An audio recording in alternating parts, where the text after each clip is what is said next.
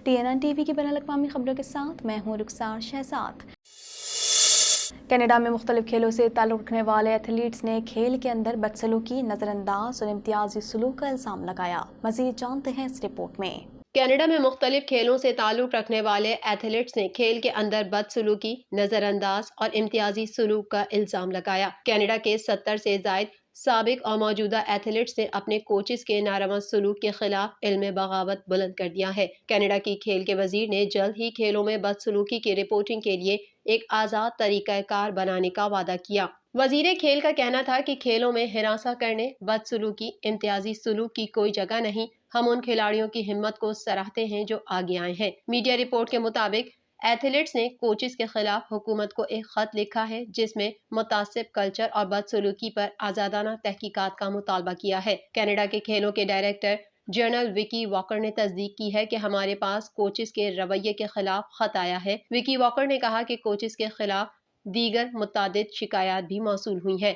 Vicky walker ने मजीद कहा कि एथलीट्स के ग्रुप को इंतकाम के खौफ ने बोलने नहीं दिया। बरतानवी खबर इदारे के मुताबिक एथलीट्स के ग्रुप ने कहा कि वो अब खामोश नहीं बैठेंगे और आगे आएंगे। ग्रुप का कहना था कि कोचेस के नामुनासिब रवैये, बदसलूकी और मुनाफरत के बावजूद हम तब्दीली की उम्मीद के साथ उनका मुकाबला करेंगे। एथलीट्स के ग्रुप ने मजीद कहा कि हमने कैनेडियन स्पोर्ट्स हुक्काम से मुतालबा किया है कि वो कोचेस के खिलाफ एक्शन लें ताकि नए आने वाले एथलीट्स को ये सब कुछ न झेलना पड़े। ग्रुप ने मजीद कहा कि सच को सामने लाने की कीमत चुकाना होगी, लेकिन हम कोचेस की बदसलूकी और जिनसी हिरासगी पर अब खामोश नहीं बैठ सकते। कैनेडियन सूबे ओंटारियो में जुलाई तक तेज़ रफ्तार टेस्ट की सहूलत फराहम की जाएगी क्योंकि साइंस टेबल हेड का कहना है कि कोविड-19 की छठी लहर जारी है। मज़ीद जानते हैं इस रिपोर्ट में। कैनेडियन सूबे ओंटारियो में जुलाई तक तेज रफ्तार टेस्ट की सहूलत फराहम की जाएगी क्योंकि साइंस टेबल हेड का कहना है कि कोविड-19 की छठी लहर जारी है। सूबे में कोविड-19 के 778 नए मरीज अस्पताल में दाखिल हुए और 13 मजीद रिपोर्ट हुए। फोर्ड हुकूमत कम अज कम जुलाई के आखिर तक मुफ्त तेज रफ्तार एंटीजन टेस्ट फराहम करती रहेगी क्योंकि ओंटारियो साइंस एडवाइजरी टेबल की सरबराह का कहना है कि सूबा कोविड-19 वबाई अमराज की छठी लहर के दरमियान है। हुकूमत की जानिब से ये फैसला ऐसे वक्त में सामने आया है जब ओपोजिशन के सियासतदान प्रोग्रेसिव कंजर्वेटिव हुकूमत से वायरस के लिए PCR टेस्टों तक रसाई को बढ़ाने का मुतालबा करते हैं। वजारत सेहत की जानिब से कहा गया है कि सूबा कम अज कम 31 जुलाई तक ग्रोसरी स्टोर्स, फार्मेसीज के साथ साथ काम की जगहों,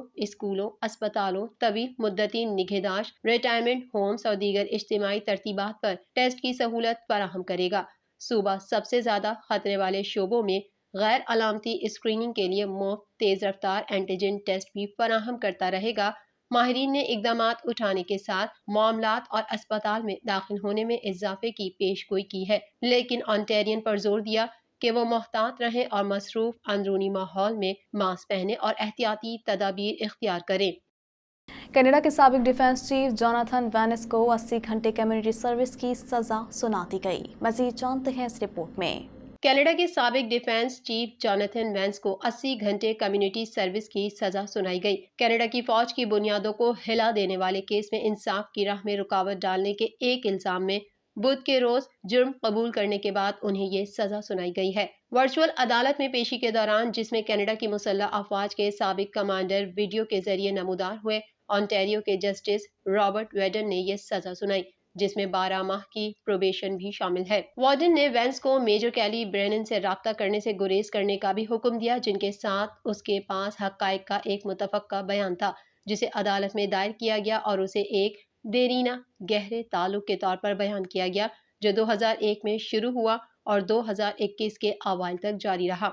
हक़ाइक़ के बयान में कहा गया है कि वैंस इस ताल्लुक को जाहिर करने में नाकाम रहे, जिसकी वजह से उस पर नेशनल डिफेंस एक्ट के तहत इल्जाम आयद होने का इम्कान जाहिर हुआ। मिलिट्री पुलिस ने जिनसी हिरासानी के इल्जामात की एक माह तवील तहकीकात के बाद गुज़िश्ता जुलाई में वैंस पर इंसाफ की राह में रुकावट का एक इल्जाम आयद किया। इसके बाद केस को मुकदमे की समाअत के लिए सिविल कोर्ट सिस्टम को भेज दिया गया। वैंस के ब्रेनन के साथ ताल्लुकात पहली बार फरवरी 2021 में उस वक्त मंजर आम पर आए जब वैंस के दिफाई सरबराह के ओहदे से सुबकदोश होने के चंद हफ्तों बाद मकामी मीडिया ने उनके खिलाफ जिनसी बदसलूकी के 2 अलग अलग इल्जामात की इत्तला दी। روس نے یوکرین کی متعدد عسکری تنصیبات پر اسکندر بیلسٹک میزائل داغ دیے. حملے میں یوکرین کے ایئر ڈیفنس سسٹم تباہ ہو گئے. مزید جانتے ہیں اس رپورٹ میں.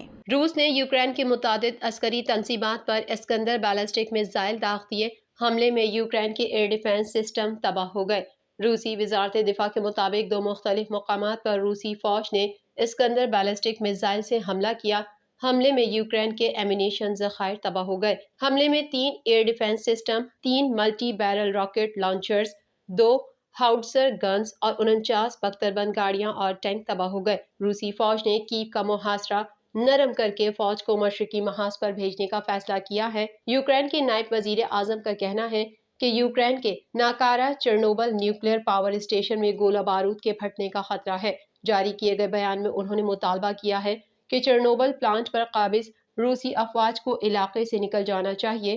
یوکرین کی نائب وزیر اعظم نے اپیل کی ہے کہ اقوام متحدہ کی سلامتی کونسل فوری طور پر چرنوبل کے علاقے کو غیر فوجی بنانے کے لیے اقدامات کرے. انہوں نے بتایا کہ گزشتہ روز ہوئے مذاکرات میں روس سے یوکرین کے سب سے زیادہ متاثرہ قصبوں، شہروں اور دیہاتوں تک 97 انسانی راہداریاں قائم کرنے کی اجازت دینے کا مطالبہ کیا گیا ہے. حکومت جاپان نے یوکرین سے انخلا کرنے والوں کو جاپان آنے کی اجازت دینے سے متعلق بنیادی معاملات طے کرنے کے لیے خصوصی مندوب کی حیثیت سے وزیر انصاف کو پولینڈ بھجوانے کا ارادہ ظاہر کیا ہے.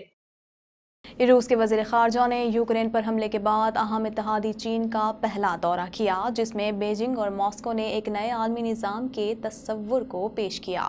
اس حوالے سے مزید جانتے ہیں. روس کے وزیر خارجہ نے یوکرین پر حملے کے بعد اہم اتحادی چین کا پہلا دورہ کیا، جس میں بیجنگ اور ماسکو نے ایک نئے عالمی نظام کے تصور کو پیش کیا. سرگئی لاروف بدھ کی صبح افغانستان کے مستقبل سے متعلق متعدد ملاقاتوں کے لیے چین کے مشرقی شہر ہوانگشن پہنچے. یوکرین پر حملے کے بعد روسی وزیر خارجہ کا یہ اپنے اہم اتحادی چین کا پہلا دورہ ہے. بیجنگ نے اس حملے کی مذمت کرنے سے انکار کیا اور تیزی سے تنہا ہوتے ہوئے روس کو ایک طرح کا سفارتی کور فراہم کیا ہے. بدھ کو سرگئی لاروف نے ایک نئے عالمی نظام کی تصویر پیش کرتے ہوئے کہا کہ دنیا بین الاقوامی تعلقات کی تاریخ میں انتہائی سنگین مرحلے سے گزر رہی ہے. چینی وزیر خارجہ نے کہا کہ چین اور روس باہمی تعلقات اور تعاون کو فروغ دینے کے لیے پرعزم ہے. انہوں نے مزید کہا کہ بدلتی ہوئی عالمی صورتحال کے باوجود دو طرفہ تعلقات نے نئے چیلنجز کا مقابلہ کیا. چینی وزیر خارجہ کے مطابق دو طرفہ تعلقات نے ترقی کی درست سمت کو برقرار رکھا. چینی وزیر خارجہ وانگ یی کے ساتھ ملاقات سے قبل روسی وزارت خارجہ کی جانب سے جاری کی گئی ایک ویڈیو میں سرگئی لاروف نے کہا کہ ہم اپنے ہمدردوں اور آپ کے ساتھ مل کر ایک ملٹی پولر انصاف پر مبنی جمہوری عالمی نظام کی طرف بڑھیں گے.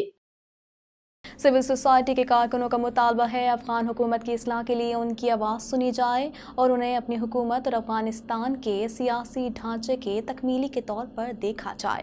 مزید جانتے ہیں اس رپورٹ میں. افغان سول سوسائٹی کا مشاورتی اجلاس عوامی آواز کے موضوع کے تحت منعقد ہوا. اجلاس میں افغانستان کے 34 صوبوں سے سول سوسائٹی کے کارکنوں اور عمائدین کو مدعو کیا گیا، جس کا مقصد موجودہ مسائل کا حل تلاش کرنا تھا.